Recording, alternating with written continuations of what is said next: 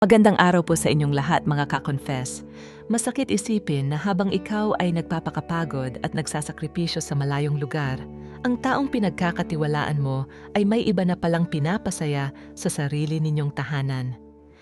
Ngunit sa huli, ang tunay na lakas ng isang tao ay hindi nasusukat sa kung paano siya nadapa, kundi sa kung paano niya piniling tumayo para sa kanyang mga anak at para sa kanyang sariling dignidad. Paalala po mga ka-confess, ang kwentong inyong mapapakinggan ay katang-isip lamang at nilikha para sa layunin ng libangan at pagbibigay aral. Anumang pagkakatulad sa mga tunay na tao, lugar o pangyayari ay nagkataon lamang at hindi sinasadya. Babala po mga ka-confess, ang kwentong ito ay naglalaman ng mga temang hindi angkop para sa mga bata. Gabay ng magulang ang mahigpit na kinakailangan at ngayon simulan na natin ang ating kwento. Dear Ate J, itago mo na lamang ako sa pangalang Nestor. Sariwang-sariwa pa sa aking alaala ang araw na umalis ako sa aming payak na komunidad sa bayan ng General Santos upang makipagsapalaran bilang isang mechanical technician sa malaking planta sa lungsod ng Batangas. Mabigat sa loob ko ang lisanin ang aking kabiyak na si Odessa at ang aming dalawang musmos na anak. Ngunit ang pagnanais na maiyahon sila sa kahirapan ang nagbigay sa akin ng kakaibang lakas ng loob. Sa tuwing naiisip ko ang kanilang mga ngiti, tila nawawala ang lahat ng pagod sa aking katawan habang nagtatrabaho sa ilalim ng nagbabagang init ng makinarya. Bawat sentimo na aking kinikita ay buong puso kong itinatabi para sa kanila upang masiguro ang magandang kinabukasan na aming pinapangarap. Masasabi kong napakabait ng tadhana sa unang 2 taon ng aking pagpapakasakit sa malayong lalawigan ng Batangas dahil mabilis akong na-promote bilang supervisor sa aming departamento. Dahil sa pag-angat ng aking posisyon, mas lumaki ang aking buwanang kita na agad ko namang ipinapadala kay Odessa upang masimulan na ang pagpapatayo ng aming sariling bahay sa isang subdivision sa Iloilo. Tuwang-tuwa kami sa tuwing nag-uusap sa video call habang ipinapakita niya ang blueprint ng aming magiging tahanan na matagal na naming pinag-uusapan simula noong kami ay magkasintahan pa lamang. Pakiramdam ko noon ay ako na ang pinakamaligayang lalaki sa mundo dahil unti-unti nang nagkakatotoo ang aming mga simpleng pangarap. Habang tumatagal ay napapansin ko ang unti-unting pagbabago sa ikinikilos ng aking asawa tuwing gabi kapag tinatawagan ko siya pagkatapos ng aking trabaho sa planta. Madalas niyang sabihin na siya ay pagod na pagod sa pag-aalaga sa mga bata o kaya naman ay abala sa pamamahala sa mga construction worker na gumagawa ng bahay. Sinubukan kong intindihin ang kanyang sitwasyon dahil alam kong hindi rin biro ang mag-alaga ng pamilya ng mag-isa habang binabantayan ang pagpapatayo ng istruktura. Isang gabi, ipinakilala niya sa akin sa pamamagitan ng mabilisang tawag ang bagong foreman na si Kinito na siyang namamahala sa pagtatayo ng aming magiging tahanan doon. Si Kinito ay isang makisig at masalita na lalaki na tubong Cebu na ayon kay Odessa ay inirerekomenda ng aming kapitbahay na si Rosana upang mapabilis ang paggawa ng bahay. Noong una ay naging kampante ako dahil mukhang profesional naman itong kausap at palaging nagbibigay ng ulat tungkol sa mga materyales na binibili para sa konstruksyon. Regular akong nagpapadala ng malalaking halaga ng pera para sa sahod ng mga manggagawa at para na rin sa mga mamahaling kagamitan na gusto ni Odessa. Nagtitiwala ako ng buong buo dahil naniniwala ako na ang katapatan ay ang pinakamatibay na pundasyon ng aming pagsasama kahit kami ay magkalayo. Ngunit hindi ko napapansin na ang bawat perang ipinapadala ko mula sa aking dugo at pawis ay unti-unti na palang nagiging tulay sa isang madilim na katotohanan. Nagsimulang maging madalang ang mga text at tawag ni Odessa sa akin at madalas na naka-off ang kanyang cellphone kapag sumasapit ang hating gabi sa kanilang pansamantalang tirahan. Kapag tinatanong ko si Rosana tungkol sa aking pamilya, napapansin ko ang kakaibang panginginig ng kanyang boses at tila may iniisip na malalim bago sumagot sa aking mga simpleng katanungan. Sinubukan kong isantabi ang mga nagbabadyang hinala sa aking puso dahil ayokong masira ang tiwala ko sa aking pinakamamahal na asawa. Isang araw, habang ako ay nagpapahinga sa aking dormitoryo pagkatapos ng 12 oras na duty, nakatanggap ako ng isang pribadong mensahe mula sa aking pinsan na si Patrick. Si Patrick ay nagtatrabaho malapit sa lugar kung saan ipinapatayo ang aming bahay sa Iloilo at madalas siyang dumaan doon upang tingnan ang pag-unlad ng proyekto. Sa kanyang mensahe, diretsahan niyang sinabi sa akin na tila sumusobra na ang kalapitan ni Odessa at ng foreman na si Kinito sa isa't isa tuwing gabi. Ayon sa kanya, madalas silang makitang magkasama sa mga mamahaling restaurant habang ang aking mga anak ay naiwan sa pangangalaga ng iba. Nanginig ang aking buong katawan habang binabasa ang mga salitang ipinadala ni Patrick at parang gumuho ang sementadong sahig na aking kinatatawagan sa mga sandaling iyon. Agad kong tinawagan si Odessa upang alamin ang totoo, ngunit sumagot siya nang may galit at sinabing gumagawa lang ng kwento ang aking mga kamag-anak dahil naiinggit sila sa aming pag-asenso. Pinili kong maniwala sa mga mariing pagtanggi ng aking asawa dahil mas pinapahalagahan ko ang aming sumpaan sa harap ng altar kaysa sa mga hinala ng ibang tao. Subalit ang binalot na katahimikan sa mga sumunod na linggo ay nag-iwan ng malaking sugat sa aking isipan. Dahil hindi na ako mapalagay at unti-unti nang naaapektuhan ang aking trabaho sa planta, nagpasya akong mag-file ng 1 linggong bakasyon nang hindi nalalaman ng aking pamilya. Nais kong sorpresahin ang aking asawa at mga anak, at personal na makita ang takbo ng pagpapatayo ng aming pinapangarap na tahanan sa Iloilo. Sumakay ako sa unang biyahe ng eroplano patungong Kabisayaan, dala ang mga pasalubong at ang nag-aalab na pagnanais na mayakap ang aking pamilya pagkatapos ng mahabang panahon ng pagkakahiwalay. Habang papalapit ang sasakyan sa aming komunidad, hindi ko alam na ang pagsalubong sa akin ay isang napakatinding bangungot na wawasak sa aking puso. Madilim na ang paligid nang makarating ako sa labas ng aming ipinapatayong bahay at napansin ko na bukas pa ang mga ilaw sa loob kahit tapos na ang oras ng trabaho.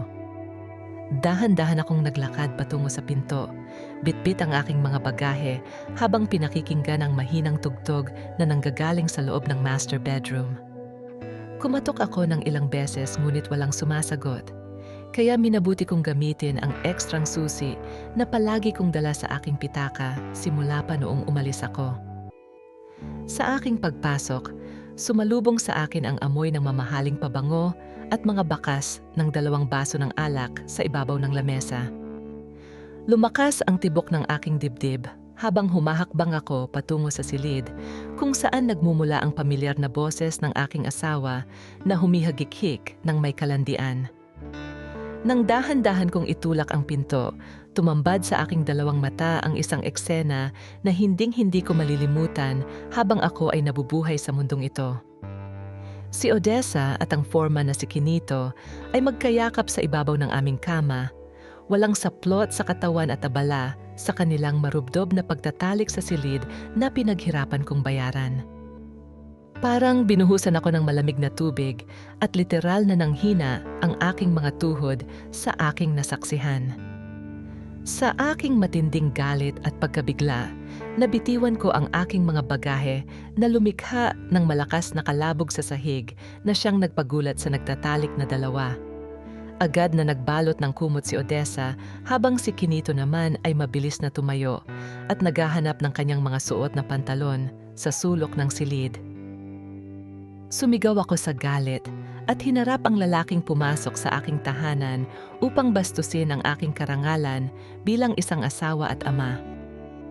Walang nagawa si Kinito kundi ang mabilis na tumakbo palabas ng bahay habang hawak ang kanyang mga damit. Iwan ang umiiyak kong asawa. Humarap ako kay Odessa na may kasamang matinding luha sa aking mga mata. Itinatanong kung bakit niya nagawa sa akin ang ganitong kataksilan sa kabila ng lahat ng aking sakripisyo. Lumuhod siya sa aking harapan, humihingi ng kapatawaran at sinabing nadala lamang siya ng lungkot at pangungulila. dahil palagi akong wala sa kanyang tabi. Sinabi niya na si Kinito ang palaging nandoon upang umalalay sa kanya sa tuwing nahihirapan siya sa mga gastusin at sa pamamahala sa ating mga anak sa araw-araw. Ang mga palusot niyang iyon ay parang mga saksak ng patalim sa aking puso na unti-unting pumapatay sa aking pagmamahal. Nalaman ko rin mula sa galit na pag-uusap namin na ang malaking bahagi ng perang ipinapadala ko para sa materyales ay ginamit nila upang magbakasyon sa mga sikat na resort sa Boracay. Ang katotohanan ito ang higit na nagpabagsak sa aking natitirang lakas dahil ang bawat puyat at pagod ko sa Batangas ay winaldas lamang sa kanilang panandaliang aliw. Hindi ko lubos maisip kung paanong ang babaeng pinangakuan ko ng habambuhay ay nagawang sunugin ang aming pangarap kasama ang ibang lalaki. Lumabas ako ng bahay ng gabing iyon, naglalakad sa ilalim ng ulan na walang tiyak na direksyon at gustong maglaho. Habang naglalakad ako sa kalsada, nakatagpo ko ang aming kapitbahay na si Rosana na tila nagulat nang makita ang aking basang-basa at gulo-gulong hitsura sa madaling araw. Humingi siya ng paumanhin sa akin at inamin na matagal na niyang alam ang relasyon ng dalawa, ngunit natatakot siyang magsalita dahil binalaan siya ni Odessa. Sinabi niya na madalas matulog si Kinito sa aming bahay kapag alam nilang hindi ako tatawag dahil sa aking panggabing duty sa planta sa malayo. Ang bawat salitang lumalabas sa kanyang bibig ay nagdagdag lamang ng bigat sa natitirang dusa na aking dinadala. Pumunta ako sa bahay ng aking pinsan na si Patrick upang doon magpalipas ng gabi at ibuhos ang lahat ng sakit na hindi ko kayang ilabas sa harap ng aking mga anak. Doon ko napagtanto na ang pangarap na binuo ko sa loob ng maraming taon ay isa na lamang malaking guho na hindi na kailanman muling maitatayo pa. Naisip kong bumalik na lamang sa Batangas at tuluyang iwan ang lahat. Ngunit naalala ko ang aking dalawang anak na walang kinalaman sa kasalanan ng kanilang ina. Sila ang nagbigay sa akin ng dahilan upang huwag magpakalunod sa alak at sa matinding depresyon. Kinabukasan, bumalik ako sa bahay na may matatag na pasya at hinarap si Odessa ng may malamig na ekspresyon sa aking mukha, nakakaiba sa dating Nestor na kilala niya. Sinabi ko sa kanya na tapos na ang aming pagsasama at hindi ko kailanman mapapatawad ang ginawa niyang paglapastangan sa aming kasal at sa aking tiwala. Inayos ko ang aking mga dokumento upang kunin ang legal na kustodya ng aming mga anak dahil hindi ko hahayaan na lumaki sila sa piling ng isang irresponsableng ina. Ito ang simula ng aking mahaba at masakit na laban para sa aming kinabukasan. Hindi naging madali ang mga sumunod na buwan dahil kinailangan kong harapin ang legal na proseso ng paghihiwalay habang patuloy na nagtatrabaho upang buhayin ang aking pamilya. Nagpasya akong ilipat ang aking mga anak sa pangangalaga ng aking tita na si Soledad na naninirahan sa isang tahimik na bayan sa Cagayan de Oro upang mailayo sila sa usap-usapan. Doon ay nakatagpo sila ng mapayapang kapaligiran at unti-unting nakalimutan ang bigat ng mga nangyari sa aming lumang tahanan sa lalawigan ng Iloilo. Ang suporta ni Soledad ang naging sandigan ko upang mapanatili ang aking pukus sa aking propesyon sa planta. Habang ako ay abala sa aking trabaho sa Batangas, nabalitaan ko na iniwan din ni Kinito si Odessa matapos nitong makuha ang lahat ng perang natira sa aming joint account. Isang gabi tumawag sa akin si Odessa na umiiyak at nagsisisi, nagmamakaawa na tanggapin ko siyang muli demi sa kapakanan ng aming mga minamahal na anak. Ngunit matigas na ang aking puso at alam ko sa aking sarili na ang basag na salamin ay hindi na kailanman maibabalik sa dating makinis na anyo nito. Sinabi ko sa kanya na panagutan niya ang kanyang mga naging desisyon sa buhay at huwag na kaming gagambalain. Ginamit ko ang aking galit at sakit bilang motibasyon upang mas pagbutihin pa ang aking katayuan sa kumpanya na aking pinaglilingkuran sa kasalukuyan. Dahil sa aking dedikasyon, binigyan ako ng pagkakataon ng aming manager na si Quintin na mamahala sa isang malaking proyekto sa labas ng bansa na may mas mataas na sweldo. Tinanggap ko ang hamon na ito dahil Alam kong ito ang pinakamagandang paraan upang mabigyan ng magandang edukasyon at buhay ang aking mga anak na ngayon ay lumalaki na. Ang bawat tagumpay na aking nararanasan ay hindi ko na inaalay sa isang huwad na asawa, kundi sa aking sarili. Sa aking paglipad patungong ibang bansa, baon ko ang mga aral ng nakaraan at ang pag-asang may mas magandang bukas na naghihintay para sa amin ng aking mga anak. Natutunan ko na ang tunay na kayamanan ay hindi lamang ang mga material na bagay o ang marangyang bahay na ipinapatayo natin para sa iba. Ang tunay na halaga ng buhay ay ang pagkakaroon ng malinis na konsensya at ang kakayahang tumayo sa sariling mga paa pagkatapos ng isang napakatinding bagyo. Masaya ako dahil nakikita kong matatalino at mababait ang aking mga anak sa ilalim ng gabay ng pamilya. Salamat sa tulong ng aking mga tunay na kaibigan tulad ni Reynaldo na palaging nagpapaalala sa akin na huwag mawala ng pag-asa sa kabila ng mga kabiguan sa pag-ibig. Si Reynaldo ang nagturo sa akin kung paano mag-invest ng aking mga kinikita sa mga tamang negosyo upang hindi ako tuluyang maubusan sa oras ng kagipitan.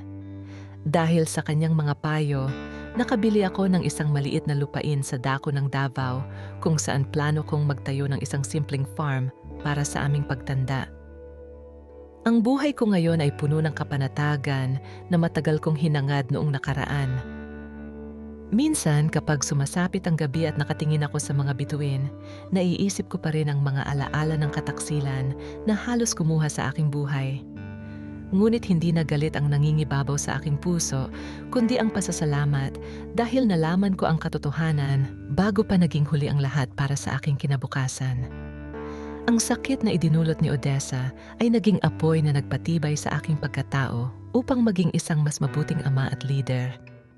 Alam ko na sa tamang panahon, makakatagpo rin ako ng isang taong tunay na magpapahalaga sa aking mga sakripisyo at pagmamahal.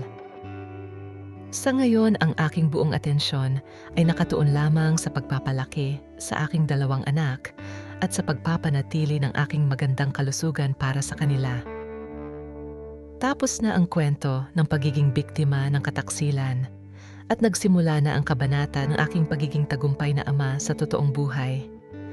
Ang aming bahay sa Iloilo ay tuluyan ko nang ibinenta upang burahin ang lahat ng bakas ng kahapon na nagdulot ng labis na sakit sa aming pamilya. Ang perang nakuha ko mula doon ay inilagay ko sa isang trust fund para sa kolehiyo ng aking mga mahal na anak. Haharapin ko ang hinaharap nang may ngiti sa aking mga labi at may lakas sa aking dibdib. Alam na walang sino mang makakapigil sa aking pag-unlad. Ang aking karanasan ay isang patunay na ang puso ng isang nagtatrabahong ama ay kayang lagpasan ang anumang uri ng pagtataksil at pagsubok sa mundong ito. Para sa mga kapwa ko nagtatrabaho sa malayo, maging mapagmatyag at huwag kalimutang ingatan ang inyong mga sarili habang binubuo ang inyong mga pangarap. Dito nagtatapos ang aking pag-amin na may baon na bagong pag-asa at mas matatag na pananampalataya sa may kapal. At yan ang kwento ni Nestor. Isang lihim na minsan ay mahirap itago pero sa huli ay nagbigay ng aral at katotohanan sa kanyang puso. Mga ka-confess, dito na nagtatapos ang ating kwento. Maraming salamat sa inyong pakikinig at pagsama sa amin mula simula hanggang dulo. Sana ay may napulot kayong aral, inspirasyon o kahit konting saya sa ating ibinahaging kwento ngayon. Kung nagustuhan ninyo ang kwentong ito, huwag kalimutang i-like, i-share, at higit sa lahat ay mag-subscribe dito sa aming YouTube channel na Tagalog Wild Confession para sa mas marami pang kwentong kapanapanabik, nakakakilig, at minsan ay nakakagulat. At huwag din kalimutang i-follow ang aming Facebook page na Tagalog Wild Confession para lagi kayong updated sa mga bagong uploads at kwentuhan. Hanggang sa susunod nating kwentong Tagalog Wild Confession, ingat kayo palagi mga ka-confess.